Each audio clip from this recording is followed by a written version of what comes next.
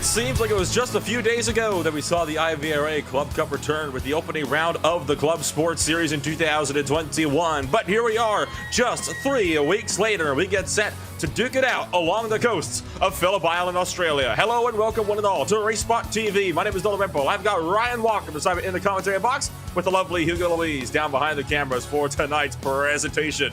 It's going to be 3 total races, 1 qualified, and of course 2 30-minute races, just like round number 1. And with a 20-car grid today, it is bound to be an intense race around the coasts of Phillip Island today, Brian.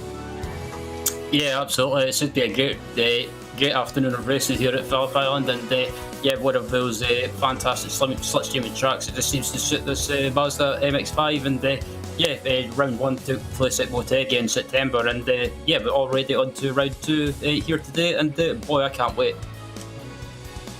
It should be a very exciting race indeed. If the 14-car races we were seeing at the Twin Room Motegi's anything to go by, what's it going to be like when we got 20 cars on a much more draft-heavy track, arguably? It should be an incredible race. And of course, after this one, we fly back stateside to pick up round number 3 at Mid-Ohio before make another jump across the pond to Oulton Park, finishing off the fall season at the Virginia International Raceway, America's racetrack playground, so to speak. But today, it is going to be around the very historic Phillip Island, which has certainly been providing action galore since 1958. Of course, a fixture on many different series, including, of course, most notably the V8 Supercars Championship, and that is bound to be an exciting race on some way it comes here. But my goodness, today it's the Global MX-5 to get set to duke it out around this facility, and it's such a beautiful track. I mean, you got the long runoffs, you got the sweeping green fields, and don't forget those large gravel runoff traps, which should make it very easy to keep your car out of the barriers today, unlike some of the other runoff areas at Twin and Motegi. Yeah, absolutely, and there's some fantastic passing opportunities around too. You've got the Gardner Straight, the home straight. You've got turn 1 into Doing Corner, and you've got turn 4 Honda Corner, and also turn 9 into Lucky Heights, and also possibly into turn 10, that downhill hairpin. But yeah, it's one of those tracks. It's fast, but it can punish you if you make any mistakes, especially in the first couple of corners. It's on cold tyres, so something that these drivers are going to have to be very, very careful about. I think the big passing opportunity is going to be all the way down turn number 1 into the Duhan corner, which is one of those corners where in these cars, you tend to just lift off the throttle a little bit before you hammer it back down for the southern loop. The real passing opportunity in terms of braking zones comes at the Honda hairpin. Unlike the MG hairpin, it's a much more flat, sweeping corner that's flat to the ground, like the Stoner corner coming up to Honda, which makes it a lot easier to pull alongside. Unlike Lucky Heights, where you have to come up and over a rise, where it's easy for the car to get unsettled and swing wide off the track. Yeah, absolutely. Lucky Heights is one of those corners that you can't possibly make a move around or make a move into, but it can go horribly wrong. If you try and make a move, it kind of requires the other driver to be very, very, how can I say, cooperative, if you like, and not do anything too silly. But as we're in the middle of qualifying at the moment, all the cars are on track, and at the moment, pole position call is being held by Marcel Pagnan. And this is, of course, pre-qualifying, which sets the grid for a 10-minute qualifying race. That sets the official grid for race number 1. So currently it is the 75 car of Marcelo Pagnan that is up there on pole position. We only have to wait and see what kind of race this one will prevail. You are currently watching Julien Blamont throwing his number 36 car around the circuit, currently sitting 10th fastest, right at the cusp of halfway, and he's going to abandon his latest qualifying lap, take that one down pit road. Yep, and yeah, qualifying at the moment, don't be surprised if you see people trying to get into a draft pack as well, because the slipstream around here is so vital. It can gain you a few tenths, or even, if you're lucky, maybe a second, but everyone's in a slipstream pack by the looks of it, and it's good. It seems to be working at the moment, and also some teammates as well I spotted. They doing some slipstream battles as well up at the front. Here you can see a pair of very chrome machines. Marcelo Pagnan, your current pole sitter, trying to give a tow up to Brandon Hawken in that number 98 machine. They're trying to see what they might be able to make for themselves today. So you got yourselves a lot of these teammates that are going to be working together down these very long straightaways such as this one, and it would not surprise me potentially even saw a swap in this drafting line. In fact, that's going to be the case. Brandon Hawkins swings out to the left-hand side, and looks like they're both going to let out to abandon their qualifying laps. And of course, they only have half a minute left, so looks like that tow down the front straight will be enough, though, as Brandon Hawken is going to go to the top of the boards. Yeah, he takes it by a few thousandths of a second up into pole position over his teammate, and Linus Techno in third place as well is not too far behind. And just looking at the lap times now, and it's real close. And with this MX-5 not having that much things to change in the setup, it's more, I've found anyway, a car that's down to more down to the driver to get time out of it. So with pre-qualifying complete, the grid is set for round number 1, and that is, of course, going to be the qualifying race. So it's Brandon Hawken on pole position. It's Marcelo Pagnon on the line up beside him on the front row. Linus Tech now is going to be down in 3rd place, with Dave Chapman over in 4th. Nils Payne is going to be in 5th place, and Ryan Neil Middleton rounds out the top 6. Yep, starting at the 7th is going to be Jorge Carrera, with Florian Hohn in 8th. 9th is Matteo Herman. Bruno Almeida in 10th, and then 11th is Julian Blemont, and 11th, 12th is Simon Earl Perdon.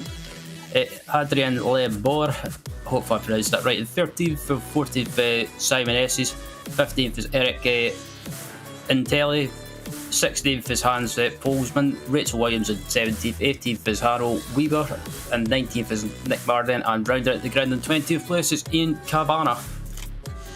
There's a total of about 3 seconds that separated the grouping from top to bottom. We're just waiting on a couple of more drivers to grid on up to get this 10-minute qualifying race underway. And we're happy that you're joining us, of course, on a Saturday morning or afternoon or even an evening, depending on where you happen to be joining us in the racing world. All 20 cars have gridded up.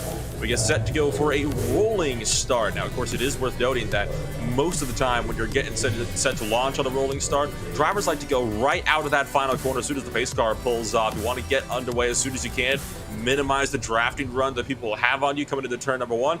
That's not the case here today, though. There is a designated restart zone.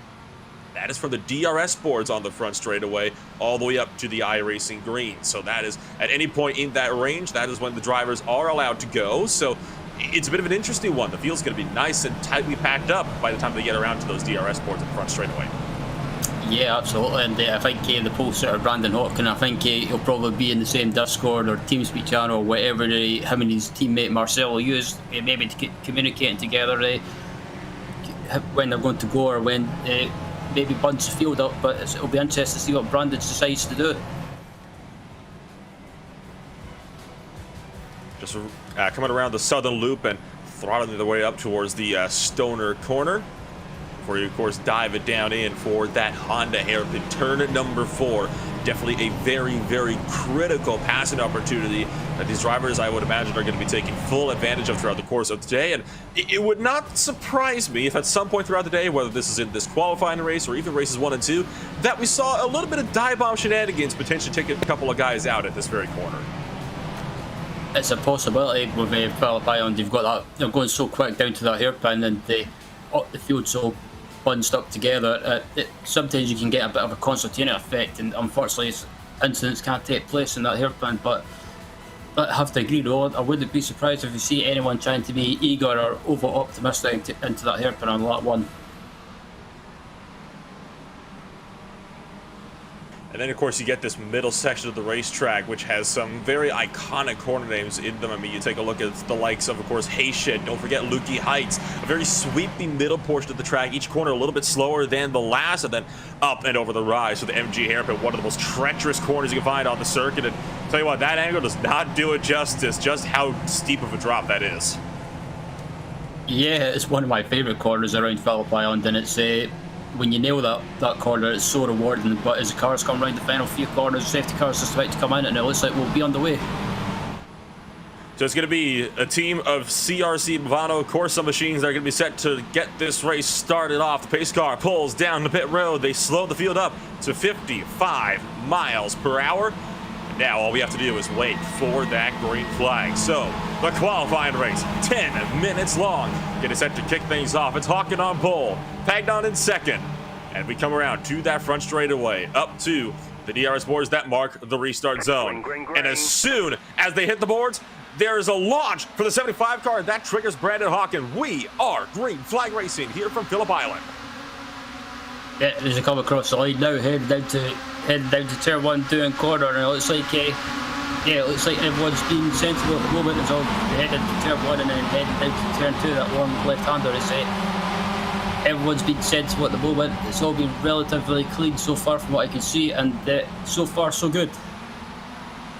Brandon Hawk in the pole setter running a bit too wide. That allows Dave Chapman to open up the door on the inside line. He's going to poke his nose in that triple machine, trying to push his way up to that second place. But Hawken is going to have the line advantage coming into the Honda hairpin, and Chapman cannot get clear. Hawken breaks a bit earlier, though, and lets Chapman have that position. So down to the Honda hairpin.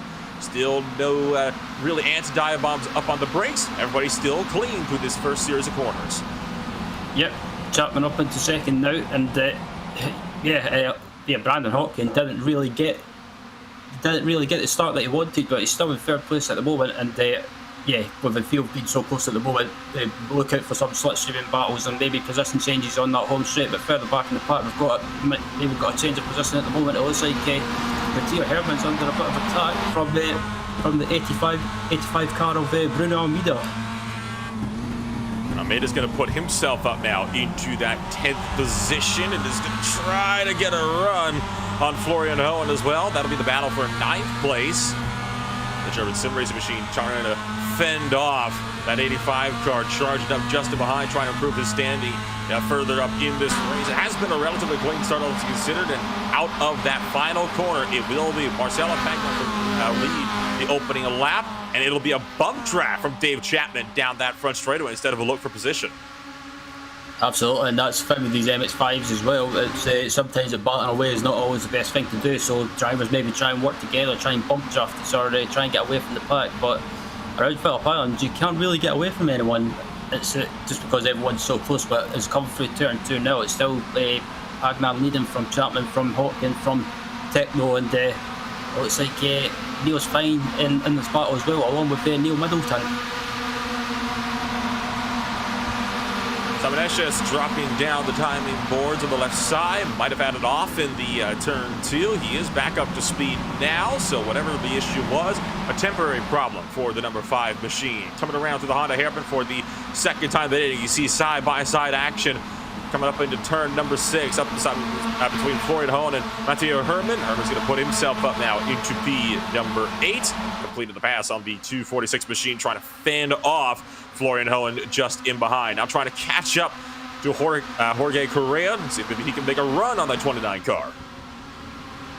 Yeah, as it comes through, look behind now and head down to the hairpin now. It looks like Chapman, I thought he was good. Whoa! Someone's off in the background. That was Herman. Oh, and kind of behind as they go 3 wide in the MG hairpin. Julien Blamont shoves off Bruno Almeida in the 85 car. That's going to cost Almeida a ton of places, along with Blamont, as Blamont tried to slow up to maybe give that spot back. But 3 wide calamity all kicking off as Herman ended up going off track, and Blamont just missed the braking zone. Yeah, it was just so unfortunate. It was like I was talking about before, the field's so close, and sometimes you can get contact, and unfortunately that's what we saw. But yeah, as you look at the replay now, it looks like Herman came off the track and he might have just Blamont he missed his braking point. Well, too deep on the brakes. That was not necessarily going to work out so well, and the top grouping still relatively unchanged so far. Pagnon continues to lead the way from the field. Of course, it is worth noting that this does set the grid for the first actual race of 30 minutes in length. It is not going to be necessarily a race that you have to win per se, because you've still got 2 races ahead of you that you can try to work together. But that doesn't mean it's not a good idea to try to get up a good position, because that's obviously the less positions you have to try to make up during the race.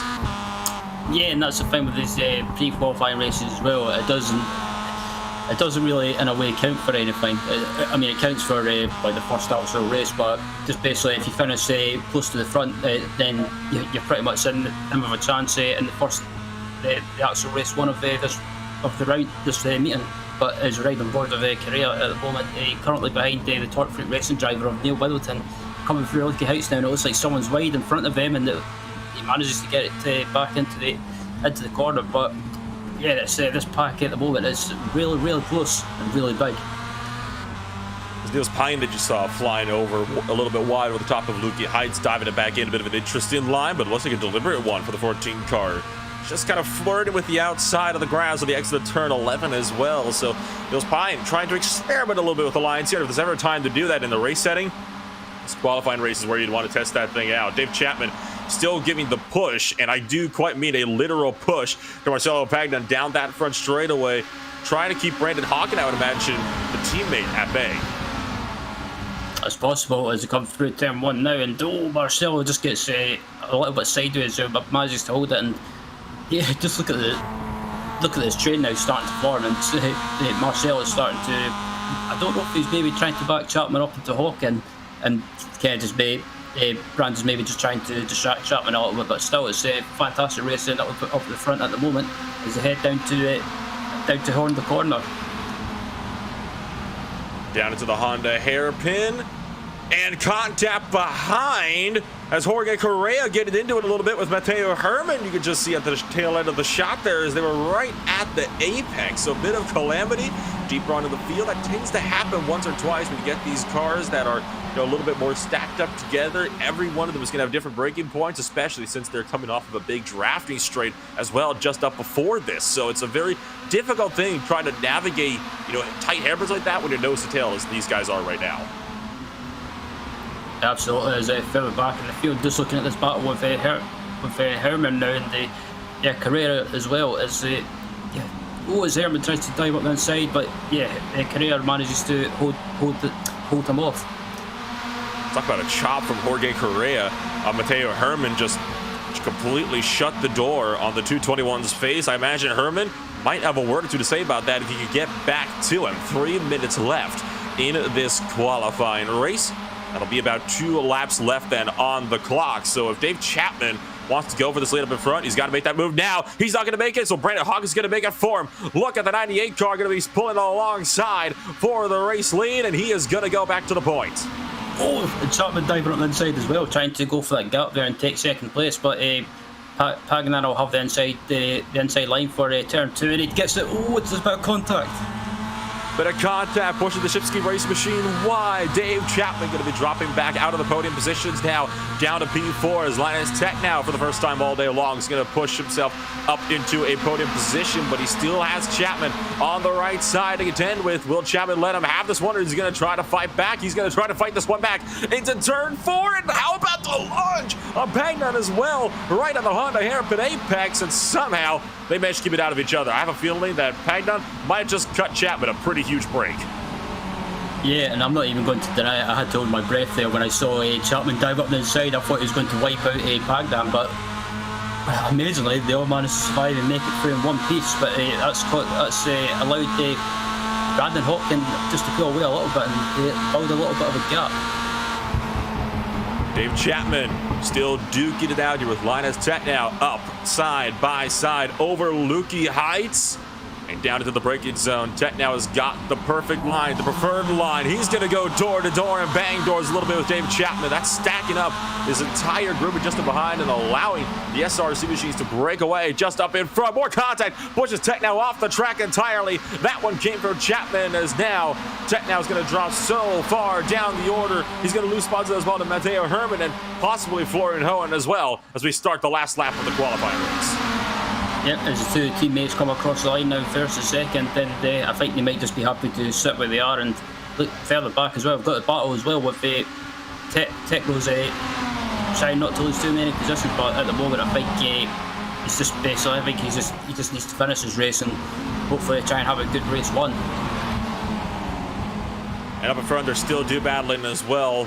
Niels Pine trying to fend off Neil Middleton for P number 4 at the moment. They had just gone side by side through turn number 2. They managed to hold it steady though, but I have a feeling Neil Middleton might have a word or two to say to Niels Pine about this if he can find his way back to that inside line.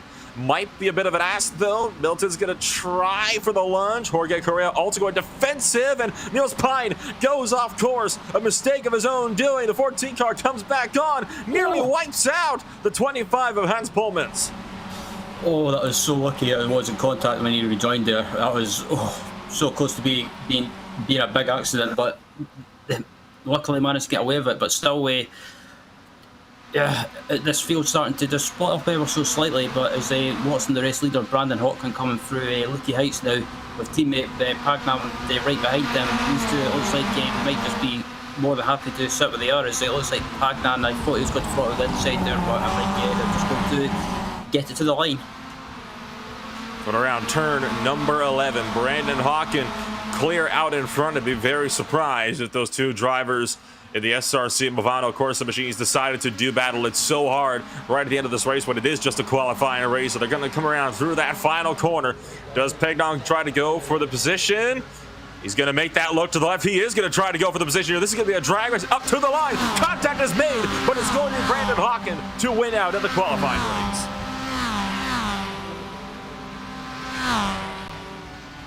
A wild finish there then in just the qualifying race, let alone the actual race proper. I mean, that was just a 10-minute qualifying stint, and they were beating and banging all over the field trying to pick up these positions. So an insane finish, I think, to say the very least. Just waiting now on the final driver to come across the start-finish line, and we'll get set to kick things off and do it all over again for race number 1, a 30-minute stint kind of in just a few moments. Take a look at the post-race results from this qualifying race. Brandon Hawkin will be starting on pole position from the qualifying race. He'll be a bit further down with, of course, the inverted grid. Marcelo Pagno is going to be in second place, and it's going to be so we're going to go straight to that starting grid. Simon Erpelding is going to be on pole position with Hans Polmans in second.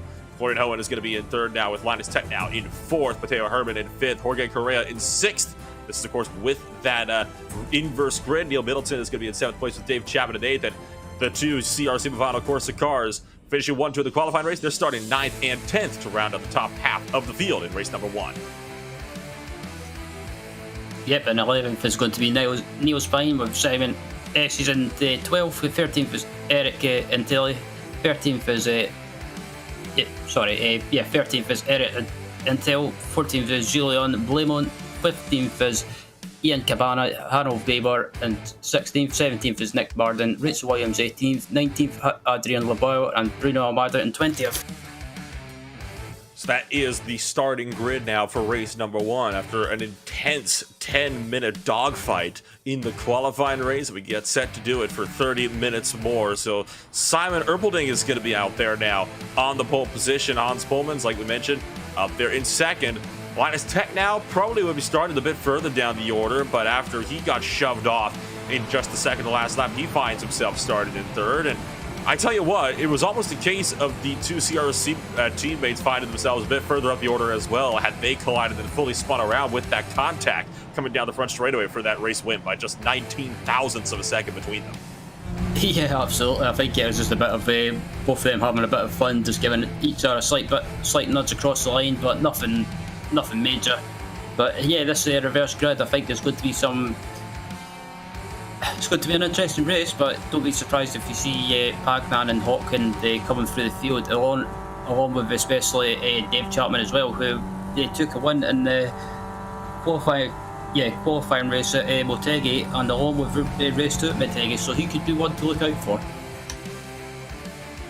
That was the view from the front left quarter panel of Florian Hohen as they were coming their way, of course, through the Stoner corner down into Honda. This is a hairpin that has seen quite a bit of action already so far today. The only driver, though, that's really gone off there, it was a mistake of his own doing. So it hasn't been any major contact that sent cars around in that hairpin, interestingly enough. That being said, we've already started to see some of the more desperate dive bombs that can be had when you're going down into that hairpin. Yeah, people just, I don't know why, they just seem to be really eager to try and get by at any cost, and I think they just need to settle it down, especially in this race, with it being 30 minutes, there's more time to relax, get into it, and plan what you're going to do, and maybe just kind of just play the waiting game for a little bit, and then if you see an opportunity, then you go for it. Could not agree more. So the field is going to come on up through Leaky Heights. We saw what the field was like last time with the two CRC Movano cars, starting 1-2. Now we get to see what they are going to be able to do starting 9th and 10th, locking out row number 5 after finishing 1-2 in the qualifying race. So rounding turn 11, the field just accelerated a little bit to stack on up with the rest of the cars. The iRacing safety car going to pull down into pit road. That leaves it in the hands of the 1-1-1 Shipsky machine of Simon Erpelding to try to see if he can lead them back to the green and hold on to that race lead, crucially coming into turn number 1. Going to those DRS boards, race number 1 officially underway as the green flag drops. It's a bit of a drop further down to the field, but look at the jump that Simon Erpelding has as they cross start finish to officially start out this 30-minute race for race number 1, the first of 2 on the day. There's no challenges with the race lead coming into turn number 1, but they are going to be side by side for third. Look at Florian Hohen trying to work his way up into third quickly. He's going to muscle line his set now out of line. Yeah, it was a great move by him. He just basically muscled his way through, and he's basically not hanging around. He's up into third place already, and it's a great move, but he's running wide ever so slightly, and this is giving Tekno an opportunity to try and get the run heading down to the hairpin horn the corner, and Tekno's up the inside, or he's on the inside, but he'll be on the outside heading into the hairpin. Saw a big crash in behind. We'll get back to that in just a few moments, but they're side by side for the race lead. Meanwhile, with Hans Pullmans trying to take the race lead away, Erpelding goes defensive, and you can see 2 by 2 by 2, like it's a high-speed pace lap just in behind. The 25 car, though, finally going to break through the race lead. Linus Tech now going to try to make that up into second place. One car goes further up in Siberia. Dave Chapman way off and into the gravel. He's going to come on without further incidents. So far it's a 4-car breakaway up at the front, still side by side with Erpelding trying to hang on to whatever spots he can, and it's Linus Tech now being given a push all the way through Hayshe by Matteo Herman. They're going to single file it now just in time up through Lukey Heights. Look out though, it's Florian Hohen going to run over Erpelding, and that's going to be a big crash at the MG hairpin. 4-5 cars all going off. Oh, that was a major accident. Everyone was just going flying everywhere, and I don't know who started that, but if you get an opportunity, it might be worth looking at the replay to see what caused that massive incident. But back up at the front, we've still got this battle for the lead going on, and Matteo Herman is up into third place already at the end of lap 1. And now the look is going to come from Linus Tech now, trying to gun for the race lead with all the competition behind, effectively neutralized as a result of that when the front pack very much split apart. It's going to be 3 wide for the lead for Brebo, and Matteo Herman thought about it, decided to back out and tuck back in line. That's going to mean Hans Pullman will drop from the lead all the way back to third place potentially, and he's going to back out from turn 2 as Herman shuts the door. Yeah, great move yet again from Herman. He's absolutely flying at the moment, and in front of him, the next car in front of him is Linus Techno, and I don't think Linus will let him by that easily. And another crash from the back. Rachel Williams getting into it, this time with Adrian LeBauer, so it is a absolutely calamity-filled start to race number 1. The first 30-minute full race on the day of the qualifying race was so clean, but I think the drama of the inverse grids is certainly kind of sparking a lot of these bigger incidents, and from the back, Niels Pine trying to fend off the Movano drivers just in behind, swinging wide through Siberia. Here comes Pagna trying to get a charge. He's been working good with Brandon Hawkins so far as they try to work their way up further through the field. And we're going to take a look now at some of these lap 1 incidents. This was the one with Julien Blamont just getting into it there, and both cars going to get spun around. That was through the southern loop. And of course, you have this big mess that happened. This was coming around for the main portion of the field. That was Dave Chapman that ended up spinning off and into the gravel. The big crash came all the way up in the MG hairpin with Jorge Correa. And right up in front, you saw the Shipsky machine getting turned sideways, and everybody just stacked up behind them. Yeah, and that's basically just caused a bottleneck effect, and everyone just went flying off. And yeah, as you see there, Florian just got basically punted into the hairpin, and everyone's going off, including the turn for racing driver of Neil Middleton as well, had to take avoid an accident. But looked at another replay as well. Rachel Williams just got basically barsed off by her Shipsky teammate, nonetheless. That is bad news. The Shipsky racing crew getting into it with their own teammate right there. The contact between the 777 and the 111 machine, and then of course poor Adrian LeBauer just getting caught up as a result. And then we had another incident with Niels Pine getting spun around by his own at the top of the MG hairpin. So like I said, it has been an attrition-filled first couple of laps here. Absolutely, and I think that incident with Niels there might have just been a case of maybe cold tyres, or maybe just carried too much speed and lost the rear end, and unfortunately, like you saw, he just went round. But back to live pictures looking at the front, Herman has got into the lead now. He's got by Techno, And I think if Techno could stay in that slipstream for as long as possible, he could possibly be the one to give Herman a challenge. But as we look at the replay coming across the line now, and he got the slipstream heading down to turn 1, and I think it looks like he's got the move done just before they enter turn 1. Yeah, he did. Linus Tech now backed off out of that one, recognized it was probably not the wise maneuver to do battle all the way through turn 1, because he's going to have the chance to get him back on this front straightaway. Look just behind, Hans Pullmans is running a little bit wide, and Pullmans has got a chance to potentially go for the race. So he started up in second place, and as a result of all of this calamity that's been going on in front of them, could potentially have that chance to go for the race lead. And potential more problems with the number 5 car, Simon Esches this time. Saw him just coming out onto the track with a little bit of gravel being spat up behind him. It's a bit of an interesting one there, and you can now see the draft train starting to snake down that front straightaway, and it is your race leader trying to fend off Linus Tech now. They're going to go with the bump draft. Yeah, he's trying to work together with Theo Herman heading into turn 1. But yeah, that's just allowed Hans Pullmans to close back up on these guys. So 3-car battle for the lead at the moment. Ryder on board with Hans Pullmans, and I think he might just be happy to sit here at the moment and just see what happens. We've still got basically 24 minutes left in this race, but as you see in the background now, you've got the 2 teammates, Pagnan and Hawkins, starting to work together to try and close this pack, close the pack down in front of them. And don't discount those SRC Movano cars just yet. They are still within a shout with 24 minutes left to go. They could easily still rock it up and take a race win away for one of these drivers up in front. And that would be crucial in race number 1, considering, of course, don't forget, race 2 also inverts all drivers on the grid. So you win this race, you're starting from the tail end of the field in race number 2. Yeah, starting at the tail of the field as well, especially on a series like this. Getting through the pack's going to be pretty difficult, but when you've got the likes of Herman and Chapman and Hawkins and Pagnan as well, they can get through the field quickly, no problem, just with the experience they've got with this car. But as we watch this battle going on as well, it's, the field is starting to spread out ever so slightly, as looking at Eric Intelli in 8th place at the moment. Just lost the spot up to Dave Chapman in the battle for 7th and 8th place. So the Shipsky Racing crew trying to see if they can maybe recover on lost ground. And up in front, the battle rages on for the race lead. Tech now thinking about the inside for turn 1. Opts not to go for it. Hans Pullman's also debating if he wants to make that look for 2nd place.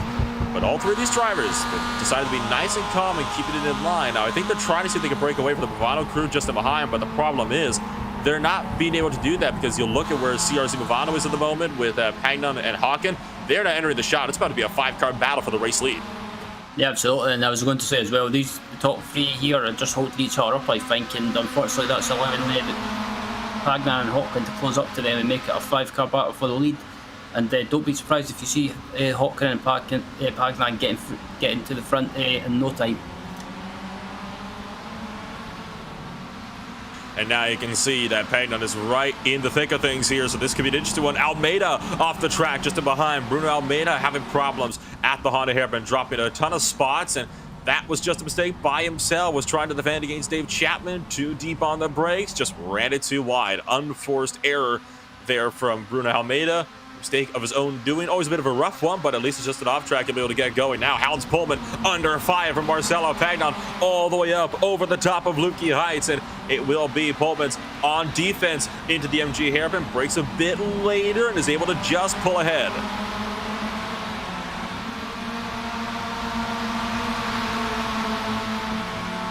Potentially not for long though. If Marcelo Pagnan can get back to him on the exit of turn 11, I have a feeling that those Movano cars are going to want to start working their way back up. They're starting to lose a bit of ground up to the top 2, and they desperately need that draft if they want to keep themselves up there.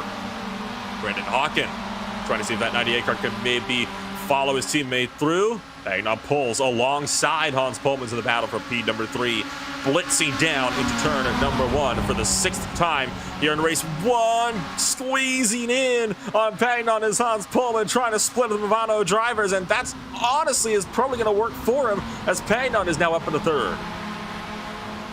Yeah, so Pagnan 3rd, and I think his teammate Hawken will be up into P4 just in a few moments' time, I think, because it looks like Hawkins got the run on Pullman's head down to the Honda Herman, and I think Hawkins might dive up the inside, and no, actually decides against it.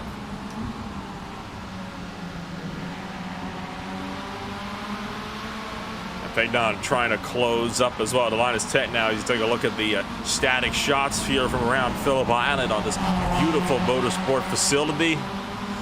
Gosh, if only this track could be the one to host the Australian Grand Prix in the Formula One World Championship. That would honestly be a dream come true.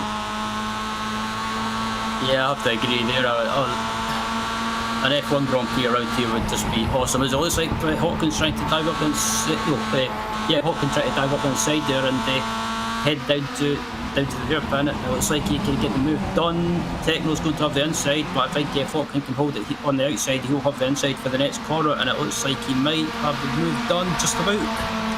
Hans Pullman tried to capitalize on Pagnon to try to go for second place, but instead just opened up the door for Brandon Hawkins to squeak through. So Hawkins going to say, thank you very much. I'll take that fourth place.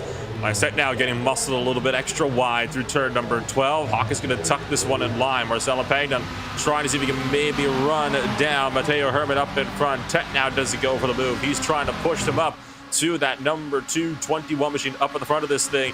Herman has no drafting help whatsoever.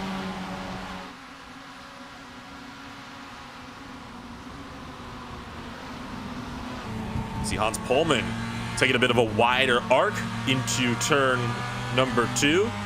Potentially trying to capitalize and regain lost ground, but he's going to push a bit too wide and just clips that grass on the exit of turn number 2.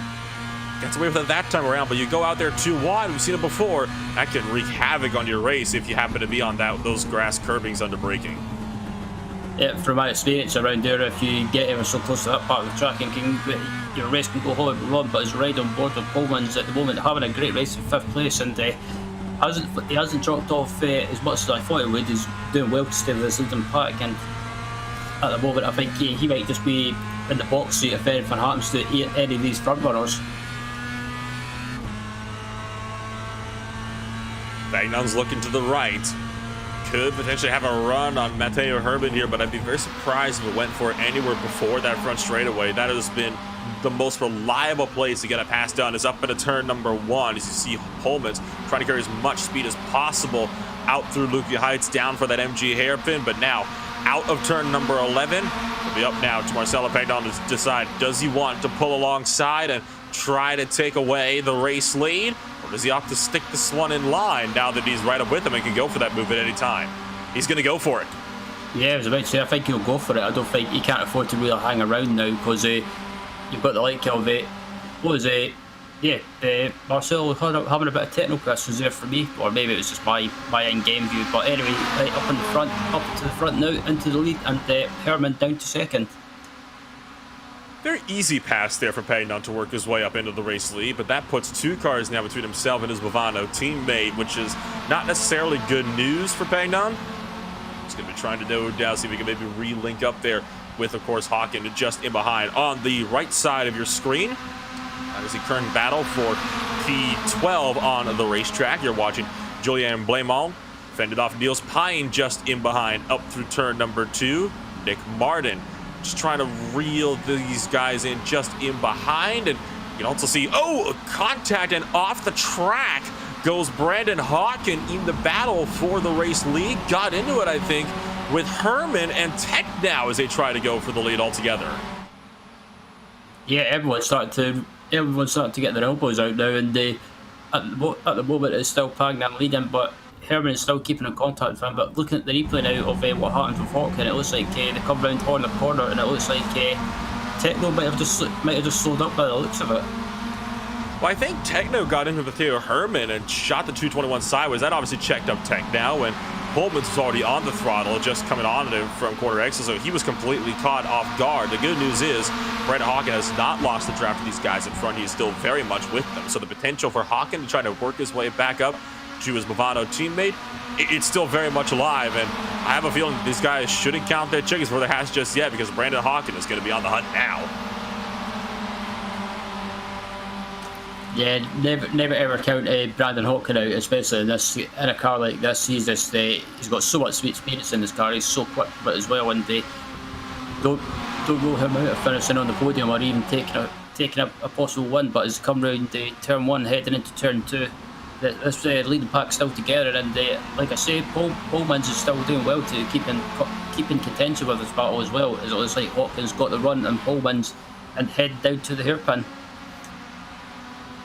To train a 5 car strong, it's the biggest group of cars that you got all in one big battle all throughout the racetrack thus far. And gonna look over to the right side of your screen, and you can see that is Bruno Almeida and Eric Intil in the battle for 9th and 8th, just diving down into that Honda hairpin. How about the lunge from Simon Esches to punch his way up into 9th place? That was a fantastic move by him. Very opportunistic. Took the opportunity when he saw it, and he gained the position now. But still, like, looking at this battle up at the front as well, on the other side of the screen, it's still going on at the moment, and Herman's right behind Pagnan heading into Lucky Heights, and I think Herman might just be planning what he's going to do in the closing stages, as it looks like we've still got about 14 minutes left in this race.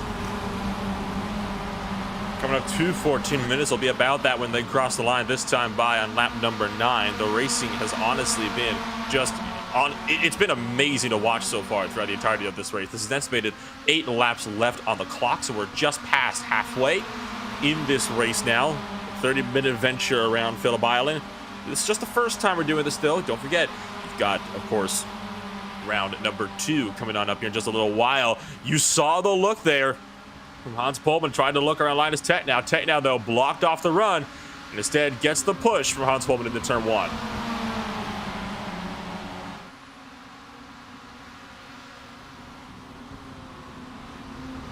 And how about Brandon Hawkin trying to look up the inside of Hans Pullman as well? Going to make that opportunistic lunge into turn 2, and he's going to make that one work. So Pullman's drops back to 5th. That puts Brandon Hawkin now up into P number 4. Saw the door was open into turn 2, and he wasted no time in going for it. Yeah, absolutely. He saw the opportunity and took it, and Hawkin into P4 now. And I don't think he'll waste any time with Linus Techno as well. If he gets an opportunity, he'll probably, if he gets a run on the home straight, he'll take it and try and gain fair position. But Pullman's again just behind this lead pack now, and I think he might fall away a little bit, but not too much, I think. But as you see in the background there, you've got Dave Chapman just slowly closing him down. And just behind Dave Chapman, you got the battle for 7th and 8th of Neil Middleton and Bruno Almeida, which has started to pick on up as well in this middle section of the racetrack. Look at Almeida trying to look around the outside line of Lucky Heights. Tried to already fight this one down the inside of the Honda hairpin. Didn't quite work out for him. Middleton managed to fend him off, but Bruno Almeida starting to look a little bit more antsy now in that number 85 car. Recognizes you're past halfway. Got to start to make these moves now. You cannot afford to wait too long. Simon Esches realizes this. Number 5 car has been slowly gaining time so far throughout this race, and in fact, Eric Intil losing ground on the back of this grouping as well. So it's going to be this 3-car battle here, I believe, for about 7th place here.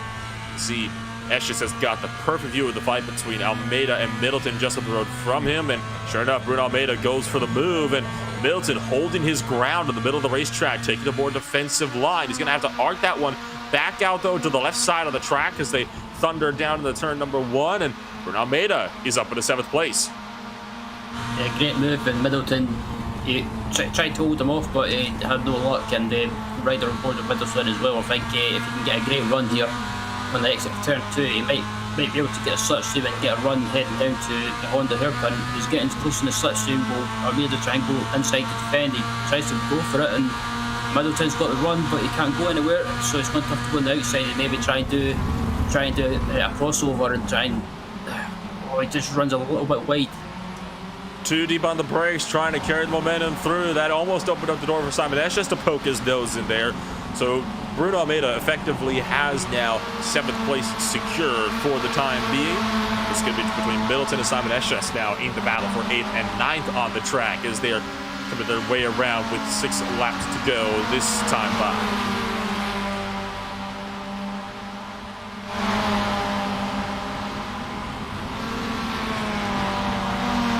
battles we've seen so far today, despite all the attrition that we saw in the opening 2 or 3 laps, the battles we got remaining, I've still been absolute thrills to watch. I mean, just like always in the Club Cup, it is excitement and action from start to finish. You couldn't ask for much more from a field of 20 Global Mazda MX-5 Cup cars duking their way around one of the most famous racing facilities in all of Australia. Indeed, there's such a fantastic track. I think it doesn't seem to, in real life anyway, I don't think it seems to get used that much. But what's a shame, because it's a fantastic facility and track. But it looks like Neil Middleton's just about to lose another position. Simon Esses has got the run heading down to turn 1, and it looks like he can get Esses get up the side. I don't think he can. I think Middleton's going to hold it on the outside heading into turn 2. Manages to hold that position, but Neil Middleton effectively under fire the moment you take a look even further back. Looks like Simon Erpelding might have had an issue breaking sideways in the middle section of the racetrack and spinning that car well around. That was actually on the exit of turn 2, I believe that is.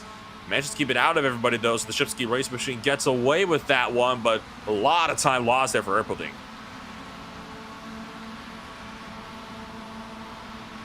Back down to the 14th place, and he's effectively going to stay there. I was trying to run down Nick Martin in the battle for P13. That didn't end up going anywhere, though, as a result of that big spin.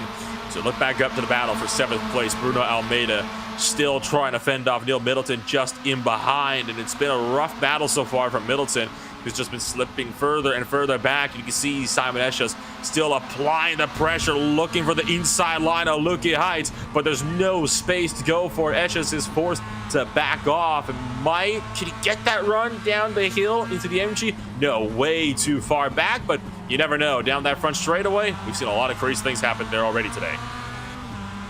Absolutely, as it looks like, excuse me, Esses got a good exit on the hairpin, and it looks like he's getting closer and closer to Middleton. I think if he can get a good exit here onto the home straight, he might be able to get a slipstream from Middleton, but Middleton's got another car in front of him, which is Almeida, to take a slipstream from, so Esses is kind of on the back foot here. Middleton going to look to the right side, or the left side, excuse me, Bruno Almeida. Does Esches try to make it 3 wide? No, it does not. He backs out, but look at Middleton trying to fight the outside line the long way around turn number 1. Bruno Almeida is now on the back foot. He's got to try to carry the momentum all the way around the southern loop, but it's not going to happen. Neil Middleton pushes his way back up into P number 7, and here comes Simon Esches now trying to capitalize on a slow moving Bruno Almeida. As a result of that battle, Mike tried to look his way up in a P8 into Honda. He's going to go for it. And backs out in the last possible second. Bruno Almeida going to be staying in P8 for now. Neil Middleton, though, effectively holding 7th.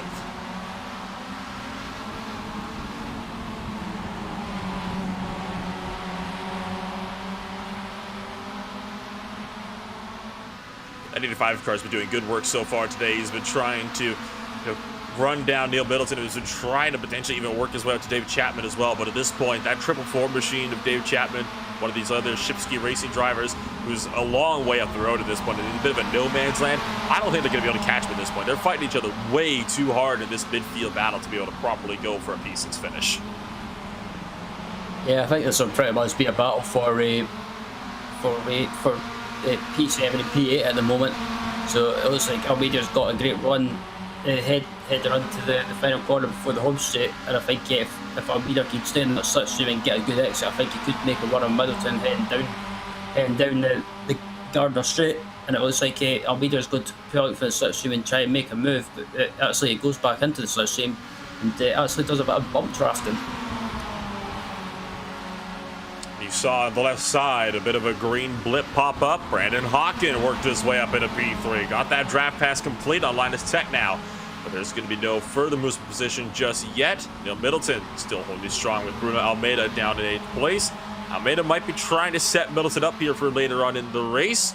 There's only one way to find out if that's going to be the case, though, and that is to, of course, wait to see how this race plays out further on into this race finish. It's still a long way to go. You look up for the battle for the race lead, still 5 cars strong. A bit of a lockup from Marcelo Pagnon in that front car, and that will kind of throw some smoke up into the face of Matteo Herman, but so far there's been no issues that have come about this sort of thing. We've been seeing those lockups be very, very common so far throughout today's race, and thus far, it hasn't appeared to cause any major issues just yet, but that being said, there's still a lot of racing left to go on today.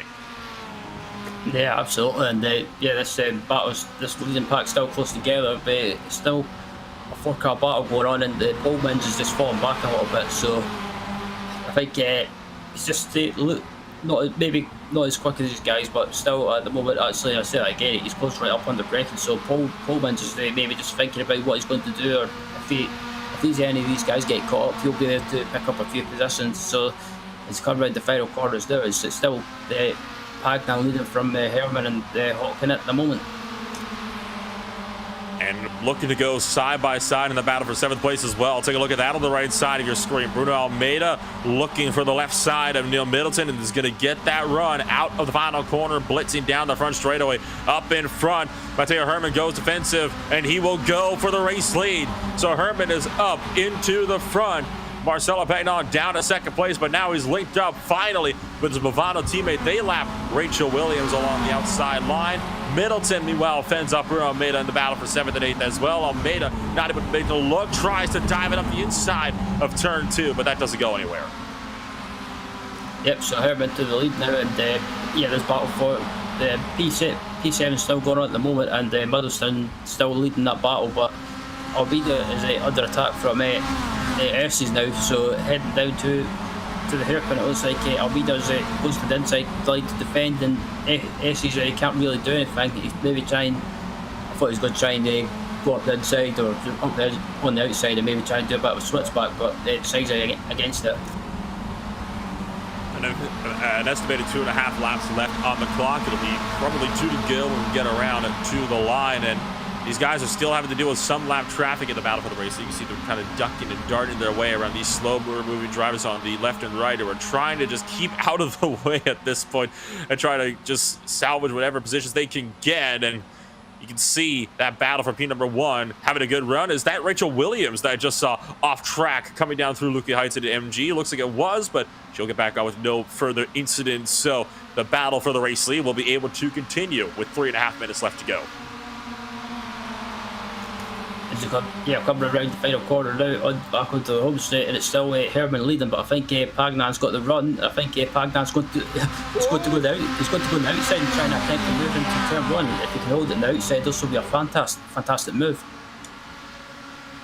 Herman backs off a little bit, and that allows Pagnon to fully clear, just barely, down in the turn number 1, and Herman gonna tuck back in line. Brandon Hawken gives him the space he needs to get back into line. Brandon Hawken wants to try to secure a CRC Movano 1-2 finish here on the day. This will definitely be big news for them, especially since they are going to be trying to work big time on overtaking Dave Chapman. Shifty Race Machine, there was only 4 points separating Chapman and Hawken coming into today's race for the points lead. How about Brandon Hawken trying to fight the outside line? They're going to go 3 wide for the race lead through the Honda hairpin. 3 wide for 2nd place now as Marcelo Pagnon pulls ahead, and Brandon Hawken going to be managing to fend off Matteo Herman just behind him. That was a fantastic move on the outside onto the hairpin. He braked as late as possible, managed to hold it on the outside, and managed to get the move done. That was absolutely awesome. But Herman still got the run on Hawken now, and I think don't be surprised if you see Pagnan maybe just backing off slightly to try and help Hawken with the slipstream. 2 minutes left to go on the clock. The lap times are around 1:46. This will be the final lap of the race this time by, so only a couple of more chances for Herman to try to work up his way to the race lead. And I have a feeling Herman might be anxious here. He's dropped from 1st place down to 3rd in just 1 lap, and now he's going to have all the draft in the world to help him out with trying to overtake at least Brandon Hawken, if not Marcelo Pagnon as well, all the way down the long front straightaway. How powerful is the draft? How close can Hawken pull on up to a CRC Movano teammate just up the road from him? Crossing the line, 1 lap remaining, and Pagnon is going to be under fire, potentially from his own teammate just behind if the qualifying race is anything to go by.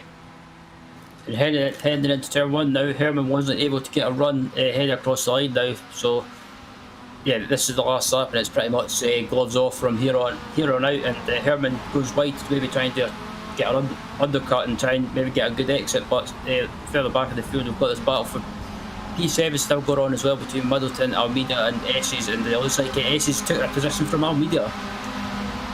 And he has. I mean, that's just going to be working his way up in the battle for the race lead, though. It's still on. Herman going to make it 3 wide into the hot hammer once again. And he's going to push 2 wide. And they somehow keep it out of each other. Brandon Hawken loses 2 spots. Linus Tech now is going to capitalize. And they're still 3 wide up through Siberia. I have never thought I would ever see something like this work out. But somehow they made it work. Brandon Hawken is going to somehow fend both drivers off. Here comes Hans Pullman is going to get it into the back end of Matteo Herman. Coming on up into the final series of corners. It is gloves off racing and just heads up battling the bump draft all the way through H-Head with Brandon Hawken. And it looks like Hans Pullman gets pushed off the track. Linus Tech now still trying to fend him off just in behind. At this point, Payton has pulled such a big gap. It's no question that he's going to be winning the race if he doesn't make a mistake. Hawken is able to pull ahead, though, in the Movado car. And Linus Tech now somehow maintains 3rd place. Herman is going to be in 4th place, and Hans Pullman might be in 5th, but it's not over yet. You still got the drag race all the way down the front straightaway, and up in front, Marcelo Pagnon comes around the final corner, and it looks like he will be the race 1 winner. Brandon Hawken, he is looking set to hang on to P number 2. Tech now going to be coming across the line just now. Tries to look around. 3rd place finish for him, though. Matteo Herman is in 4th. Hans Pullman rounds out the top 5. What a battle. Yeah, that was a fantastic race, and it looks like the battle for P7 as well is went the way of Neil Middleton with Bruno Almeida in 8th and 9th going to Simon Esses.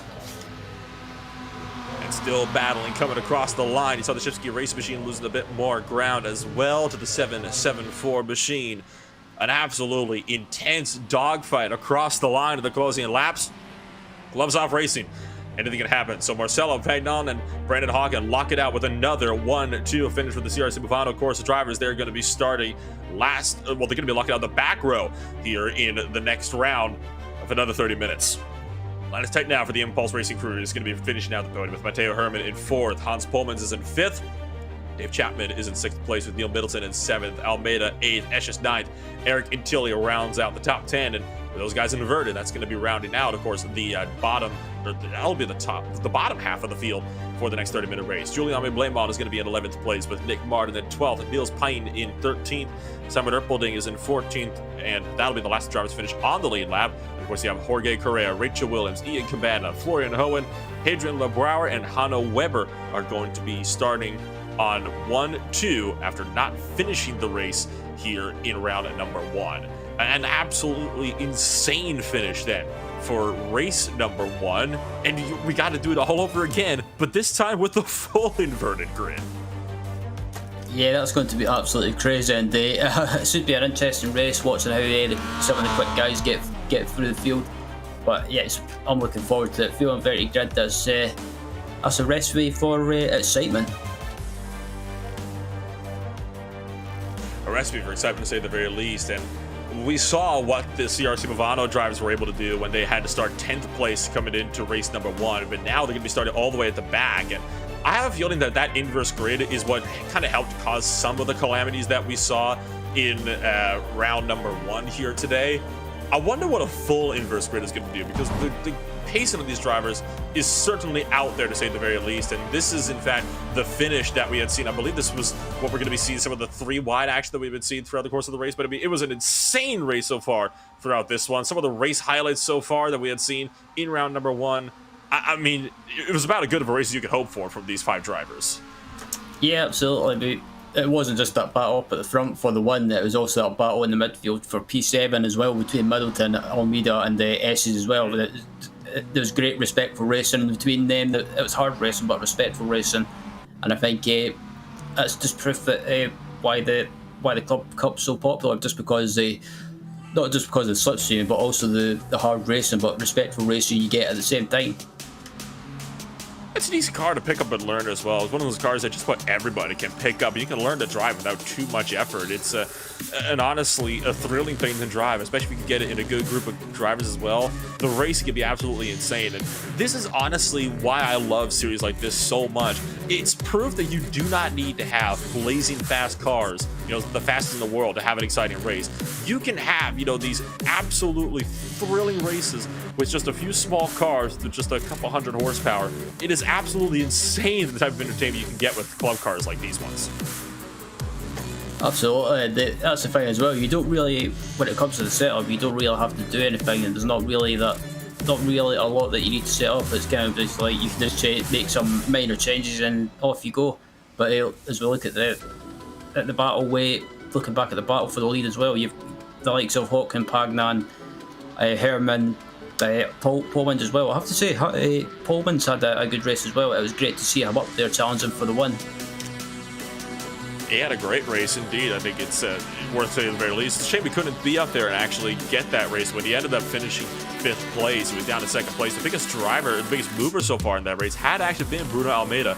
Started well down the order, and he actually finished at 8th place. I hope he started in 13th now. And here you can see some of the more intense last lap action. There you can see Hans Pullman right in the back. Just got into a tiny bit with Linus Tech now. That thankfully didn't result in any further incidents. But look at the 221 car that was just pushing Hawken around, and then Pullman was getting shoved onto the grass. I mean, it was just insane battling on the final lap. Absolutely, and that's the thing as well. I have to say, it was a great drive as well by the two teammates of Pagnan and Hawken. They managed to, I think they were working together to get through the field. And looking back at the heading into the last lap, looking at Hawken, he got the run on technical, head down to turn 1, and he gets up the inside. And it's one of those corners that you're up the inside, but you can also hold the outside as well if you can carry enough momentum. And Hawken took advantage of that too. He got the move done, and yeah, I think that moment into the hairpin on the last lap was the first hairpin anyway, was absolutely amazing. I'm surprised that there wasn't any contact between the leading runners. Oh, you and me both, but I'm not complaining that there wasn't any kind of contact. It was, you know, a thrilling run, and like I said, we get to do it all over again. Another 30 minutes coming on up for round number 2. Tell you what, that's going to really help CRC Movano, of course, in their championships, trying to see if they can maybe topple Shipski Racing from the top of the boards. Of course, Chapman came into this race 4 points up from Brandon Hawken, but I have a feeling that with that poor showing in race number 1, that puts Brandon Hawken now potentially as a new points leader, which is something we'll definitely, hopefully, be able to talk to him a little bit more about later on tonight. But warm-up has wrapped up now for race number 2, and we get set to do it all over again for another 30 minutes. So let's take a rundown for your starting grid for race number 2 on the day.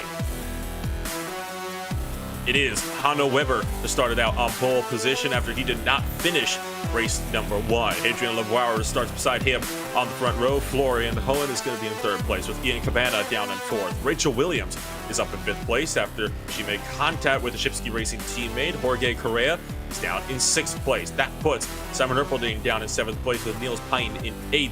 Nick Martin is in 9th place with Julien Blamont to round out the top half of the field. Eric Antilli is going to be in 11th with Simon Esches down in 12th. Bruno Almeida is in 13th with Neil Middleton in 14th. Dave Chapman is in 15th with Hans Pullman in 16th. Matteo Herman and Linus Tech now 17th and 18th. That, of course, leaves the CRC Movano, of course, the drivers who have so far been 1-2 in both the qualifying race and race 1. They're locking out the back row, trying to go 1-2 again here in race number 2.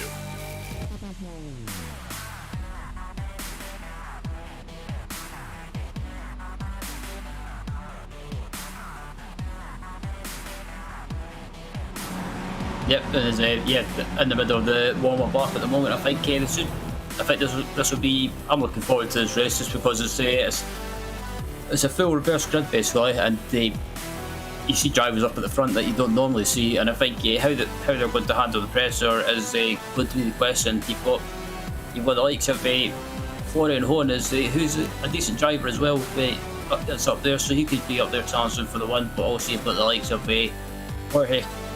Jorge Carrera as well, and also Simon Erpelding and Neil Spine. So those are names that are worth keeping an eye on. I think the one big point we have to keep our eyes on as well in this opening round, the Honda hairpin. You got a full reverse grid. You got drivers who in qualifying, there were 3 seconds separated the fastest from the slowest, and they're all going to have different braking points coming on down into that Honda hairpin. I imagine the guys at the back might be wanting to get a little bit antsy. They might be wanting to make up those positions early before they can lose too much time being caught in slower traffic.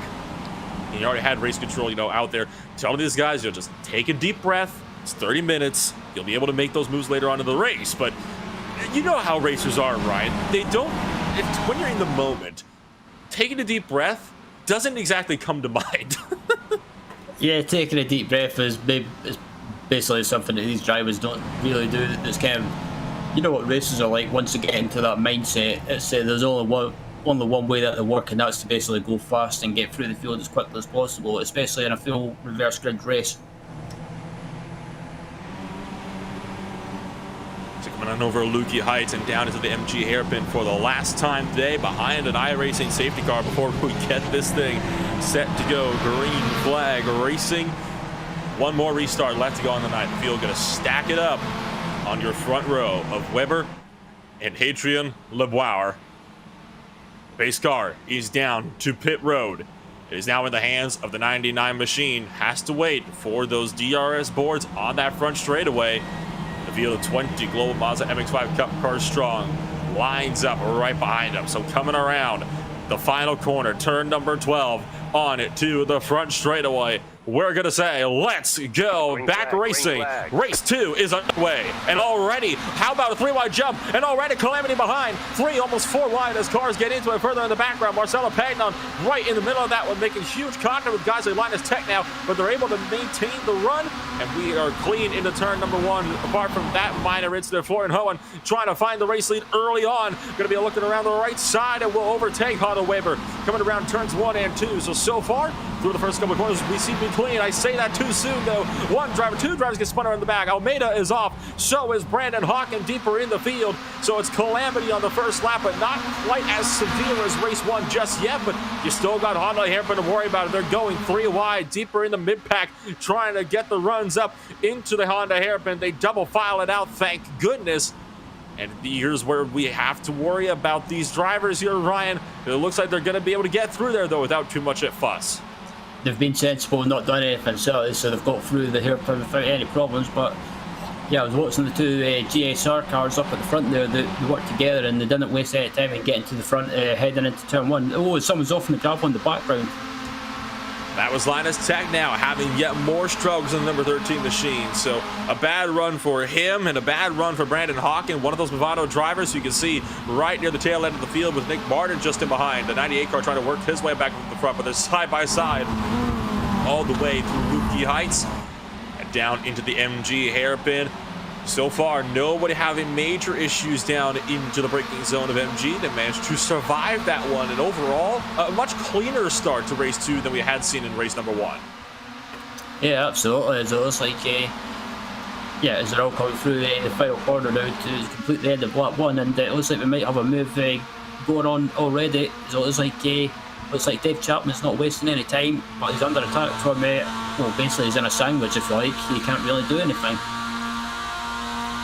Scott Blamall just in behind. We're riding on board with the nose of the number 36 car, and look at the lunge for Chapman to carry the momentum around the outside line. And now Blamall's going to follow suit. One car off into the grass behind him. That was Ian Cabana. He gets on without any further incidents. Hanna Weber pushing towards the outside of the racetrack, though. That opens up the door for Simon Esches. The battles are going on all throughout the track. Look at this hornet's nest of cars deeper in the field. This is Matteo Herman trying to make a pass on Ian Cabana. You can see everybody scrapping away just in behind. You've got the race 1 winner, Marcelo Pagnon, just in behind, just caught in a sandwich here of cars. He's going to be trying to make it 3 wide with Middleton and Williams into turn number 4. He managed to survive that, though, and somehow we managed to escape that one with nobody going off track. Yeah, Pagnon tried to get past Neil Middleton as well, but he couldn't do it, or he can't do anything at the moment. It's pretty much someone's off! Look out!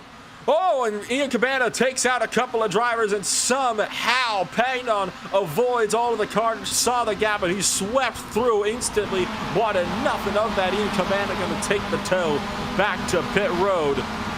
And somehow Pagnon can thank his lucky stars for that one, because that was luck that he managed to find his way out of that one. Take another look at this one. That is Cabana off the track, cuts back to the left, and that was Pagnon that just managed to dice through on the right-hand side. Yeah, I bet Pagnon would have had a bit of a, I won't come up anyway, having to avoid that accident, because he was right behind Middleton when it happened, and amazingly I managed to avoid getting caught in that incident. But back up at the front, we've still got this battle. Oh, I thought it was the lead battle, but anyway, we've got this battle going on at the moment, and the lead battle up at the front, it looks like second place is just about to change hands by the looks of it, and it looks like Pine's up into second. And they make door-to-door contact through turn 1, but they keep it steady, and Pine's gonna be pushing hard, trying to overtake second position on Jorge Correa. Correa drops back to third. Look out as Boirer just gets off the track in the 84 car just behind this grouping. He's gonna lose a handful of spots, but comes back on with no further issues. So he's gonna drop back into the hands of Mateo Herman, who was up there battling for the lead in race number 1. Mateo Herman goes through, but the battle's still on for P number 2. Niels Pine now under fire for Jorge Correa.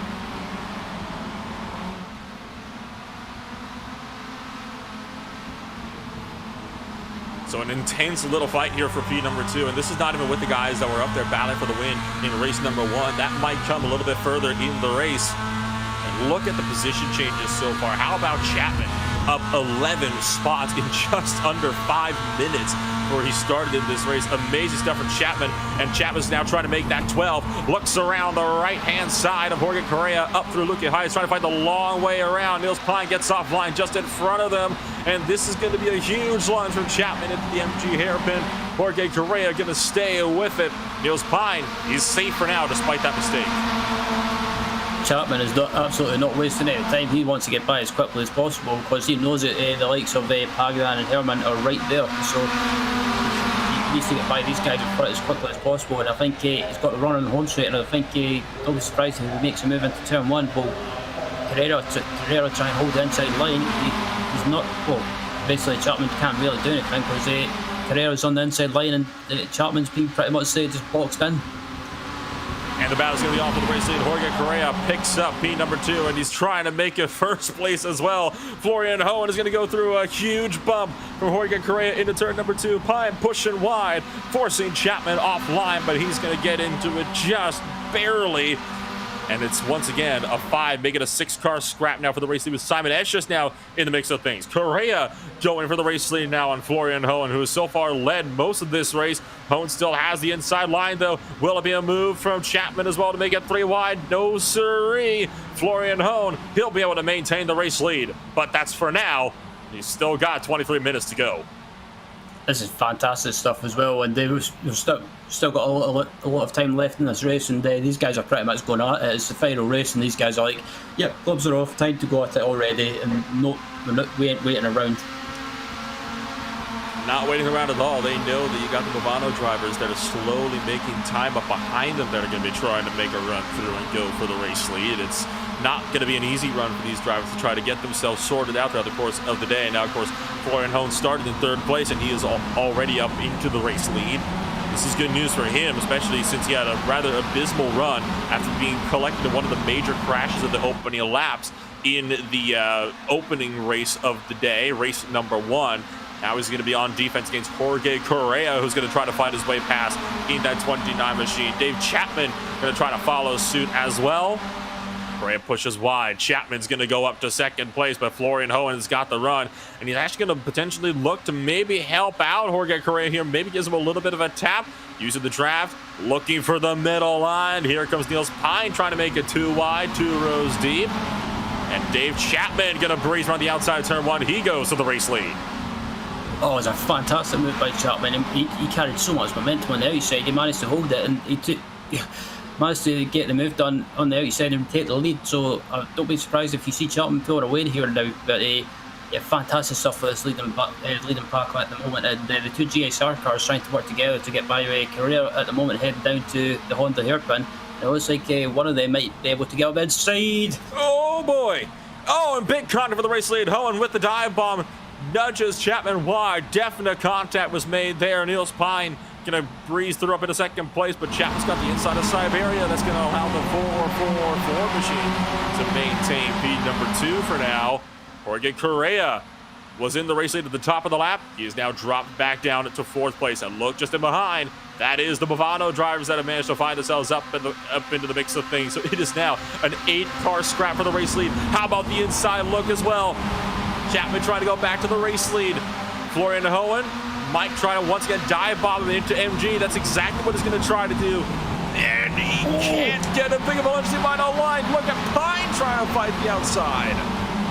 Oh, there's been a few close moments in this battle. This battle up at the front, and Hohen's came so close to having contact with Chapman, just trying to sneak his nose up the inside there. And I'm amazed that they've not had any contact. But as they come come back around to complete another lap onto the Gardner straight.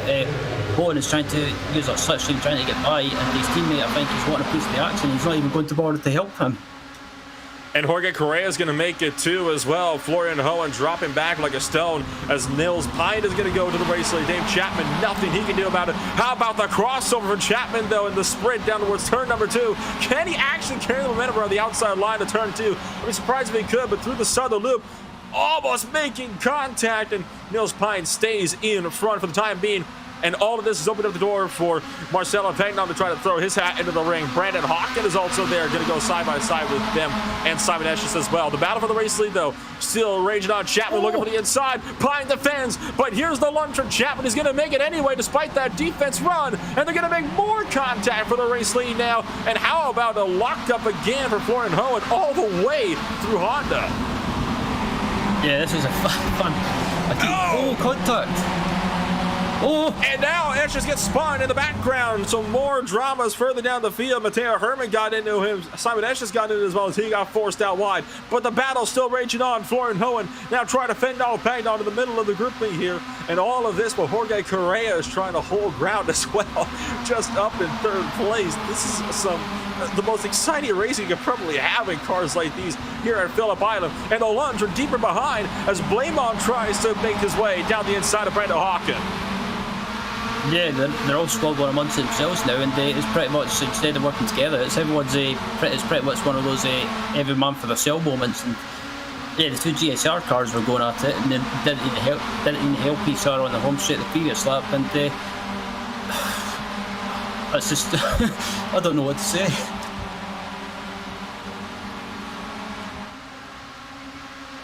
Marcelo Pagnon trying to run down Florian Hohen. The battle is still on for the race lead as well. Chapman looking for the inside of Nils Pine, but not close enough to have the look.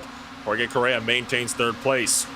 Pagnon trying to make the dive on work for Florian Hohen. Oh, Hohen goes off track. Meanwhile, Chapman goes back to the race lead in turn 2 as well. Everything is kicking off as the 246 machine way off and into the gravel. He will be losing out on this battle for the lead as well. He will not be a factor throughout the remainder of this race in the battle for the race lead. Dave Chapman maintaining the race lead. Here comes Nils Pine trying to fight this one the long way around the Honda hairpin. Jorge Correa 3 wide up the inside for the race lead. Contact's made. Pine, though, somehow saves it, and he takes the race lead away. Oh, well, I've never seen 3 wide in the Honda hairpin. That was the first for me anyway. But yeah, this is a great race, and right there on board with one of the contenders in this pack is Brandon Hawken, and yeah, the cool and collected Canadian, currently running in P5 behind his teammate Marcelo Pagnon, and he's head up to Leaky Heights. And I think if I'm Brandon, I'll maybe just wait a little bit and plan what I'm going to do. I mean, we've still got 17 minutes and 50 seconds remaining in this race, so as we head into the hairpin, into the final 3 corners, it's been a fantastic battle anyway. And I thought Dave Chapman would have took the lead and just drove off into the distance. Brandon Hawken fending off Julien Blamont just in behind. The battle for 7th and 6th on the track. You can see them looking to go side by side for the lead again. Jorge Correa looking around the left side of Nils Pine. Does Dave Chapman want to have a word or two about this battle coming down to the turn number 1? He's going to stay with, looks like the 29 car here, and try to help him carry the momentum around the outside line, but Pine much better on the inside, and Chapman's going to capitalize on that. And there is Marcelo Pagnon. You're right on board with the number 75 car. Look at how close he's getting to the back of the 29 car. He wants to go. He's not hanging around anymore. He basically wants to try and go for it. So does Brandon Hawken, but Chapman is up into 2nd place now. And yeah, Correa is pretty much under attack now. He's on the outside, but he's on the inside heading into the Honda hairpin, and he might be able to hold the position. But it looks like Pagnon is going to try and go around the outside and carry that momentum and try and gain that 3rd position. And he's going to have the inside line now for Siberia. So let's the 29 car can fight the outside line, which he cannot. Marcelo Pagnon is going to go up into 3rd position. Now it's Brandon Hawken that Jorge Correa has to worry about. Hawken is going to be working hard to try to see if he can maybe get back past and stay linked up with his SRC Movano teammate. Look further behind as well. You see Herman and Blamon going side by side up into Lukey Heights as well, trying to duke it out for 7th and 6th. Herman goes up at a P number 6. And what a battle we are seeing all the way throughout this field. I mean, it is at the moment 8 cars under a blanket for the race lead. And if they can fight it out this way, you might even have more coming up behind them. Race lead battle is on again. Mills Pine under fire. Dave Chapman is going to go to the point. Up the inside into the lead, but I don't think he'll be in the lead for long because he'll be under attack from basically under attack from this pack behind him. They're going to go 3 wide. They might even go 3 wide. They might even try and go 4 wide. Pagnon is going to go 3 wide around the left-hand side down to the turn number 1. This will be a first for us on the day. Pagnon backs out at the last possible second, though. That allows Niels Pine to go up into the race lead, but Marcel Pagnon's not to fight this in. It's the bump and run, and that pushed the 14 car up into Dave Chapman. Yeah, that was a bit naughty from Marcelo, just being a bit too eager there, but with this pack being so close together, I'm not really surprised. But I just have I don't want it to happen, but I just feel there's going to be a minor incident at some point. Pagnon has to look for the left, but he can't do anything because look at Jorge Correa with the send down to the Honda hairpin around the outside line once again. Contact. Oh! Pagnon gets tipped around, I believe, from Dave Chapman. They're going to be 3 wide and they're running towards Siberia. And now for the middle line, it's Brower that's going to back out from this one. And Pagnon getting into the bit more with the 84. What happened to the 75 car? I think just got tapped by the Dave Chapman, the 444 machine coming around through Honda. I think he did, but they call up to Lucky Heights and they're looking back at the replay now, and I think they all go into the hairpin, and it looks like Chapman right there. Yeah, just got tagged ever so slightly by Chapman. It's a great save, though, and they're not done battling now yet. Chapman down the inside of Almeida into MG. Meanwhile, you can see there's been Almeida getting sent wide as he's in a battle with Linus Tech now at the moment, and Hans Pullmans is in the thick of things as well now in the background. So all of this has meant this is effectively now just about an 8-car scrap for the lead, and that means that your race leader, or former race leader, Dave Chapman at the top of the lap, is all the way down to about 8th place now, side by side for the lead once more. Pine versus Correa, Potentia versus Ogden now. The 98 car, though, going to take the smart move here. He's going to tuck it in line. He's not going to go for a battle like this just quite yet. Looking, though, maybe for the outside of the southern loop. And yeah, look who else has joined this battle as well now. It's, he's been pretty quiet for most of the race, but look who's joined now. It's Julian Blamont. Blamont is going to throw his hat into the ring. 36 car has been doing good work so far. Started 10th place. He is now up to 4th.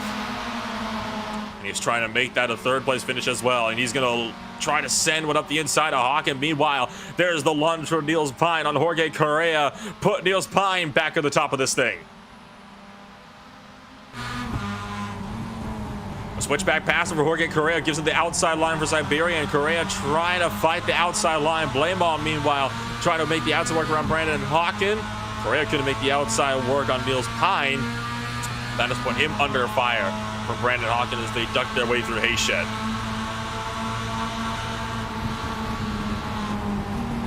So every corner, they go side by side somewhere in this league group. You can never get away with it. Blamon has the inside line for MG, sends one up the inside of the 98 car, Brandon Hawken, and Hawken, he's going to be able to maintain that 3rd position as he carries the momentum that he needs around the exit through the outside line. Yep, and Marcel Bagdan, even though he had that issue, being tagged around ever so slightly, he's back up to the rear of this lead group now, and back onto the home straight now. He's completed another lap. Carrera's going to be Carrera's making the move, I should say, heading down the home straight, trying to go on the outside, and Brandon Hawkins trying to follow him through. Trying to give the push to the 29 car and coax him around the outside line, but Niels Pine is just so much better through turn 1 than these other guys are. Correa going to be fighting the inside line of the southern loop, and this time Hawk will try to follow him through. Pine tries to close in and pinch him in to cover him up, but that doesn't help anything. Brandon Hawken Gonna be just sucked into the line over there in P number 2. But here comes Niels Pine, who's gonna try to come back at him. He's gonna retake second. He's gonna try to retake first, trying to go around the outside line of the Honda hairpin. Pagnon on the inside now with Brandon Hawkins. Once again, we're too wide, so many rows deep through Honda, and we've been this way for about 20 minutes now. This is absolutely insane. And now it's the sandwich contact with Brandon Hawkins punching into Niels Pine while also getting slammed by Herman from behind. Yep, and I think if anyone's watching this on the broadcast, this race on the broadcast, I should say, and you're thinking about signing up to the series, I think this race is proof that you should sign up, and this is why. It's great close racing. You saw Pagnon trying to make it too wide with his own Bavano teammate Brandon Hawkins. This could be crucial here if Pagnon decides to start duo-battling with his own teammate. They need to work together in this grouping to try to work their way up. I know that Pagnon could have ultimately been trying to keep Herman at bay. If that was the case, it certainly seemed to work. It's a tight situation, though, that a lot of these guys find themselves in. All that side-by-side battling has allowed Correa to build a small gap, but that gap is not going to last forever. Meanwhile, Hawkins makes the move finally on Niels Pine. Doesn't want to wait around too much longer. The 14 car is going to be boxed in here unless he can try to make some desperate move on the 29 car, but that he can't do. And Hawkins doesn't have a big enough run. Niels Pine pushing wider through turn 1. That opens up the door wide open for Hawkins to breeze past around the outside line. Oh, did he just about hold it? He's got the momentum just about. They're just about. I thought they were going to go free wide there, but it looks like Hawkins got the outside, and we've been on the outside. He'll have the inside line for a Honda corner. So it looks like he's just in front at the moment, but this is allowing the leader Jorge Correa just to breathe a little bit. Oh, and Herman getting a hole too close for comfort with Marcelo Pagnon. You go sideways in the braking zone, it's almost a guaranteed disaster for everyone involved, along with in front and behind you. Hawkins can be forced onto the grass now just a little bit by Niels Pine, all the way out through turn number 5, and he pinches him in a response in Siberia, and Hawkins finally secures P6. Look at Herman, though, testing the limits of the racetrack. He goes 2 wheels off on the right-hand side. Pagnon trying to find the outside line around Niels Pine through Hayshed. Here comes Herman now trying to fight back as well. It is just complete insanity all throughout the racetrack. There's so much going on, you don't know what to look at. Yeah, absolutely. This is a fantastic race, and well, I've just about ran out of words to describe this race, but it's been absolutely fantastic. And up at the front still it's Carrera leading, but Hawkins is up into second place now, and just behind him, not too far away, is Niels Pine, and Pine's off the track. Way off from Niels Pine. He's going to be losing all of those spots that he'd been working so hard to keep control over. Started 8th place, and now he's all the way down to 10th and out of the drafting battle up in front as well. Now the only battle that side by side was Linus Tech now with Bruno Almeida coming down into turn 1. But that battle single filed its way out as well. Maybe not for long. Tech now once again trying the outside line of the southern loop. Look out for Almeida as he breaks the back end out sideways on entry, but he brings it back and holds it, and holds on to the position as well for 7th place. How about you look up though to the race lead? Brandon Hawkins has caught Jorge Correa, and he's looking for the inside line through Stoner up into Honda now. Can he get this move done around the outside line? Correa's been so good on entry though on the inside line, and this not going to happen. And in fact, the teammates from Movado are going to go side by side on corner exit.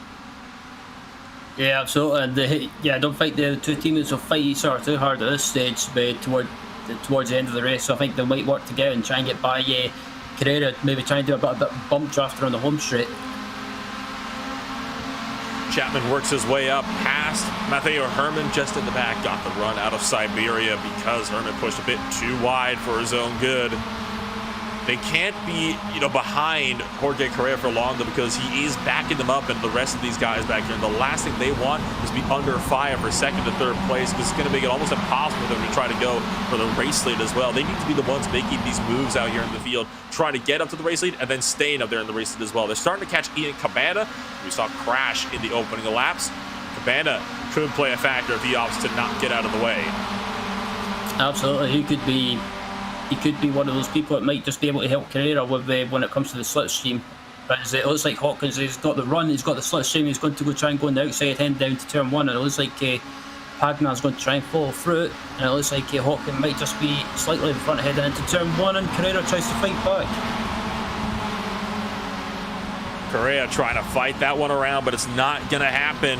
So Pagnon up into P number 2 now. Dave Chapman going to move up into P3s. So that means Correa has now lost 3 spots in just 1 straightaway and 1 corner. He's gone from first, lost first place to Brandon Hawken, lost second to Pagnon, lost third to Chapman. Trying to get a third back from Chapman, though. Tried the inside of Stoner. That didn't work out for him, though. It's not close enough to go for a proper send into Honda. One driver who is close enough, though, is Herman. Is going to fight the outside line around Jorge Correa on corner exit. Look out for Correa. He spins off, and he almost hits the tires. He keeps it out, but it's disaster for the 29 car. He has been fighting for the win the entirety of the race so far, and now he tumbles outside of the top 10. Oh, it was so unfortunate. It was great to see him up there challenging for the win and giving the quick guys a run for their money, but further back up at the front, they've still got this battle of it looks like Herman and Lemon and Almeida as well, and also we've got Linus Techno in the background as well. It's one more driver now that those guys with the wild cars up front are not going to have to worry about when you come around to that white flag lap. We have 5 minutes left on the clock, an estimated 3 laps remaining.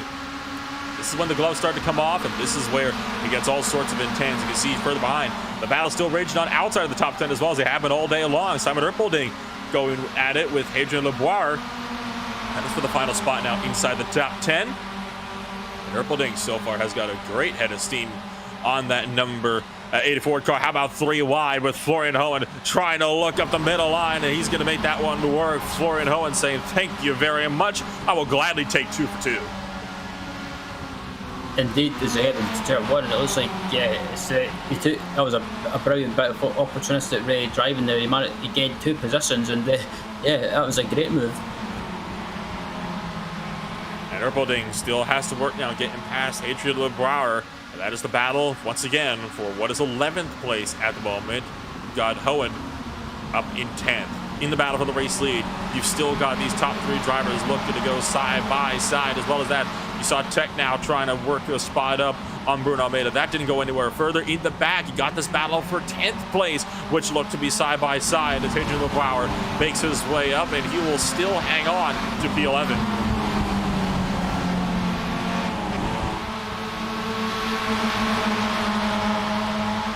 Four drivers all within a second of each other, and all trying to see if they could potentially go for a top 10 finish today. It would definitely be great news for them. What's going to be great news, though, for the guys up front is if they can manage to get a few more crucial spots in those battles for spots inside the top 10 coming through MG. Dave Chapman, we right on board with him now. He is still trying to see if he can maybe have anything for Marcelo Pagnon and Brandon Hawken. It's going to be 2 laps remaining, estimated this time by on the clock. Got just over 3 minutes to go at the line. The drafting battle is on, and you have to wonder, does Movano do battle with each other? The answer to that is going to be yes. Pagnon is going to go back to the race leader, make an attempt for it, at least with Brandon Hawken. Drop back down to second. Here comes Chapman. Chapman's going to make it 3 wide into turn number 1, and that means Pagnon is forced to back out. Hawken is forced to back out. Chapman's trying to make a run up into second place, but maybe not for long. So here comes Hawken trying to go back down the inside for the Southern Loop.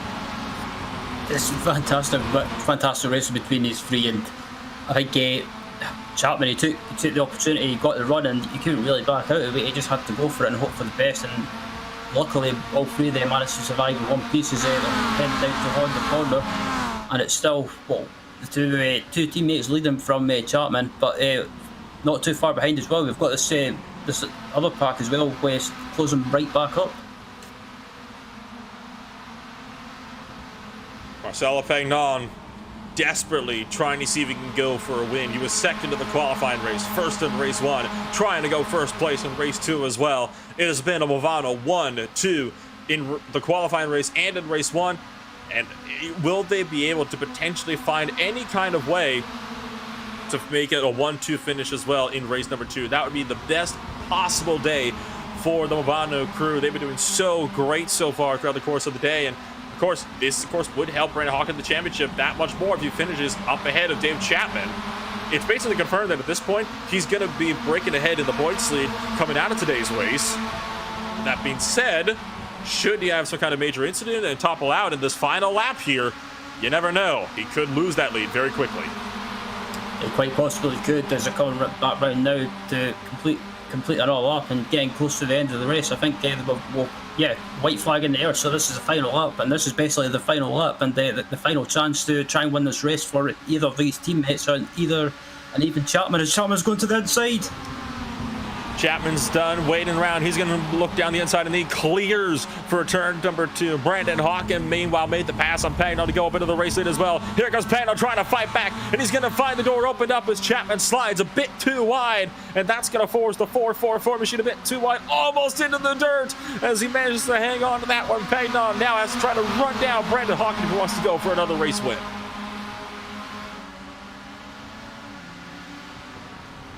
And side by side, Pagnon trying the inside line as Dave Chapman, there's contact made just in behind. Almeida getting into it with Herman. Meanwhile, it's Dave Chapman off the track. Pagnon breaks ahead, and that means it could be a clean run for the Movano cars in the 1-2 finish up in front. It possibly could, and both of them are just managing to break away from ever so slightly from Chapman, and Chapman was lucky not to clip the dirt and possibly spin, but he's under attack now from Matteo Herman and also Bruno Almeida and Linus Techno in the background as well. So Chapman is, I think he kind of blew his chance to be involved in this battle for the win now, and I think it's between the two teammates as they come down to the hairpin now. Final time for the MG hairpin today, and it's a clean exit for everybody involved. There's still a lot of draft left to go. Pagnon might still have a chance, and it's going to be a huge draft run that he's going to have on Brandon Hawken coming on up to the start finish line, coming around turn number 12. He's already a little bit faster coming off of the exit.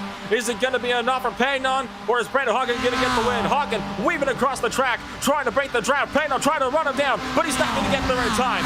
Brandon Hawken is going to win race number 2. And an unbelievable battle. The gap so far that we've seen throughout the course of the day, it was just 19 thousandths of a second in the consolation race, about half a second or so in race 1, make it just over a 10th in race number 2. Thrilling racing all throughout the grid for the entirety of the event today. It's been a great meeting here at Phillip Island, and all the qualifying race and basically all the races we've had today has been absolutely fantastic. But I think this last race is probably, well, that was an absolute stormer. An absolute barnstormer of a race. Movano takes a 1-2 finish in the qualifying race, race 1 and race number 2. So with all of that said and done, let's take a look at your official post-race results. Brandon Hawken brings it home with a Movano 1-2 finish yet again over Marcelo Pagnon by just over a tenth of a second. It's Dave Chapman to round out the podium drivers with Matteo Herman in 4th. Bruno Almeida is in 5th. You got Linus Tech now down in 6th. Julien Blamont in 7th, and Hans Pullman in 8th place. All of those drivers were never they were never more than a couple of seconds away from each other throughout the entirety of the event tonight. Niels Pine is in 9th place. Florian Owen rounds out the top 10. That means it's Jorge Correa in 11th, Eric Antilli in 12th, Hadrian LeBrouwer in 13th, Nick Martin in 14th, Hanno Wipper in 15th, Simon Erpelding in 16th, Rachel Williams down to 17th, the last driver on the lead lap, with Ian Cabana in 18th, Simon Esches and Neil Middleton not finishing the race 2 tonight. Unbelievable stuff today.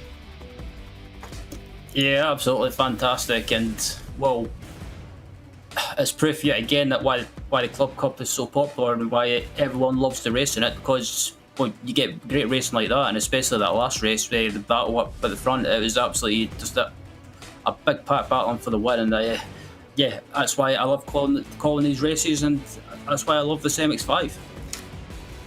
It honestly couldn't be a much better car for a Club Cup series. I mean, it is consistently, one of the greatest cars you can find on iRacing. If you can get some of the guys to race with, especially like the Formula V's in that regard. You can get a ton of great drivers, racing in this car, and it can be the most entertaining race in the world. Once again, you do not need to have a very fast car for it to be an entertaining race, and I think this race demonstrated that perfectly.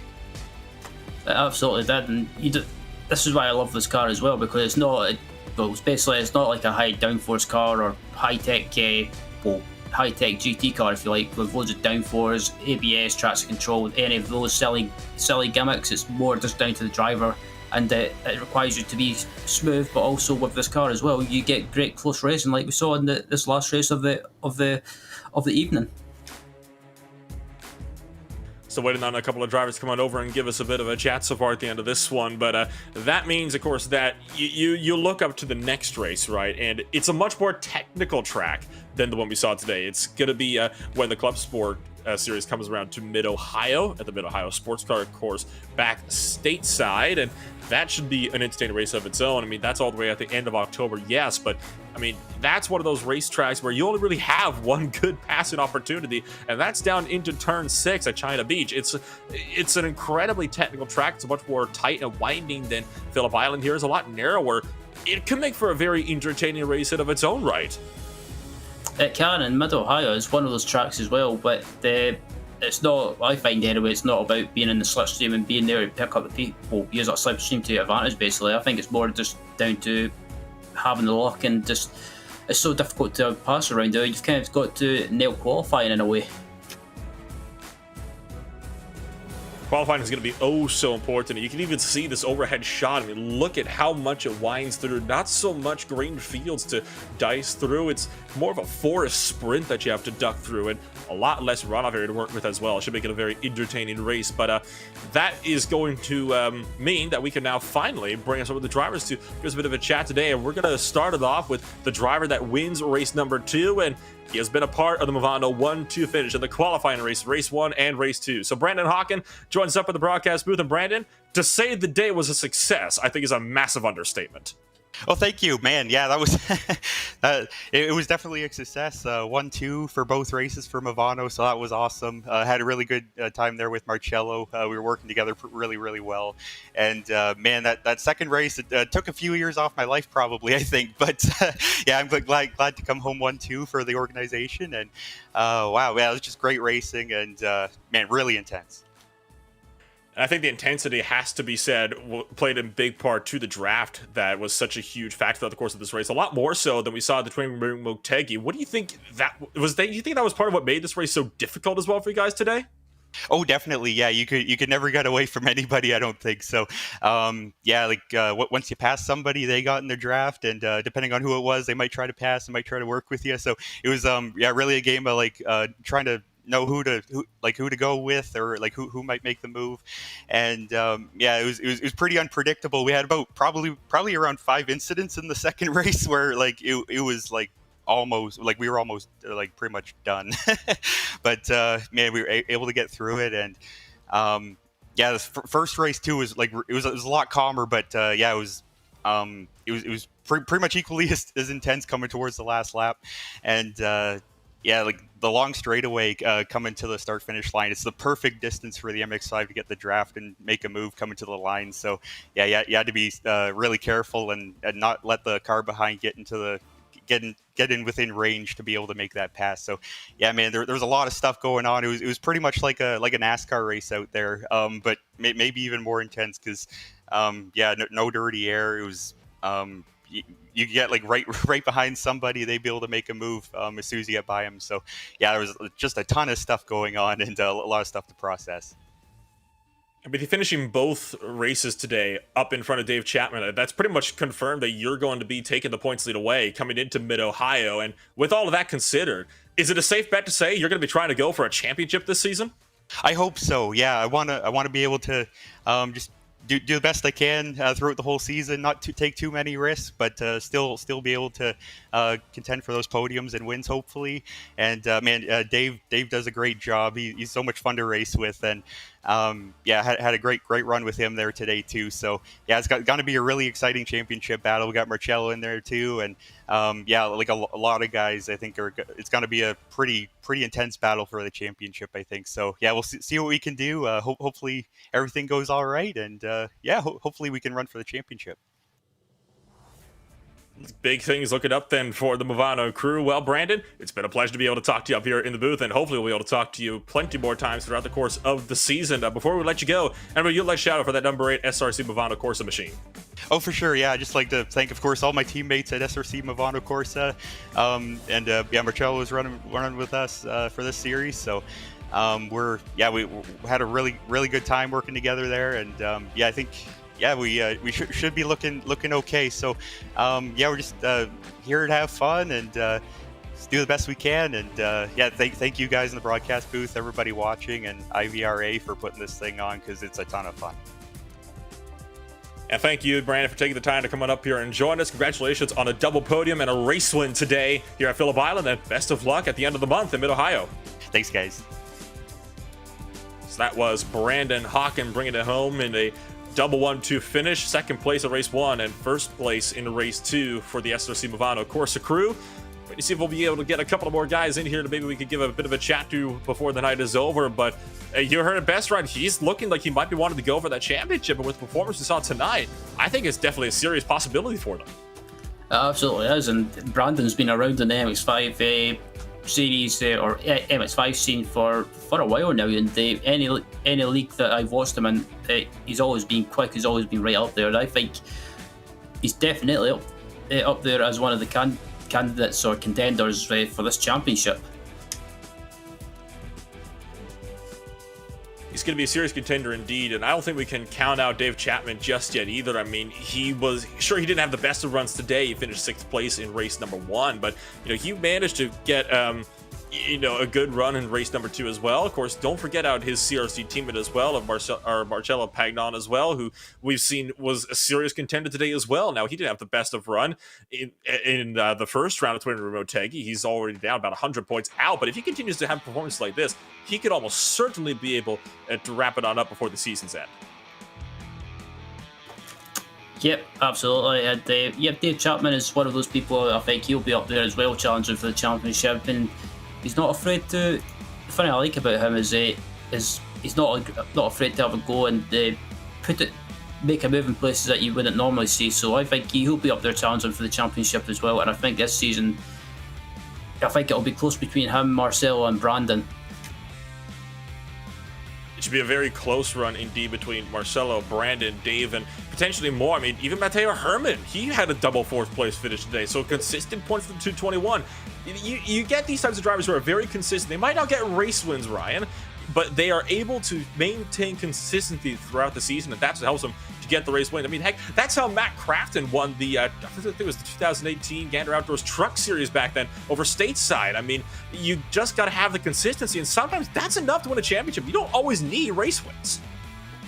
Yeah, you absolutely don't, and that's the thing as well. Even it'll probably sound cliche, but even you can be someone like a Keke Rosberg. You don't really need to win lots of races. You just got to get loads of podium finishes, pick up the points, and basically just be right up there. And hopefully you can win a championship like he did. But actually, he won a race won a race and won the championship with that.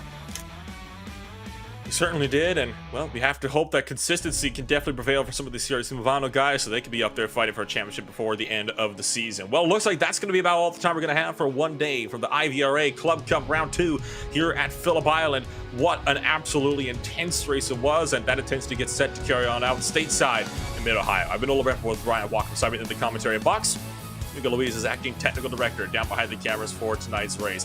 Thank you so much for joining us on a Saturday, Monday afternoon or evening, wherever it happens to be where you're racing with us today. And we can only hope that you'll be joining us next time on October the 30th for round 3 of the IVRA Club Cup in the fall season.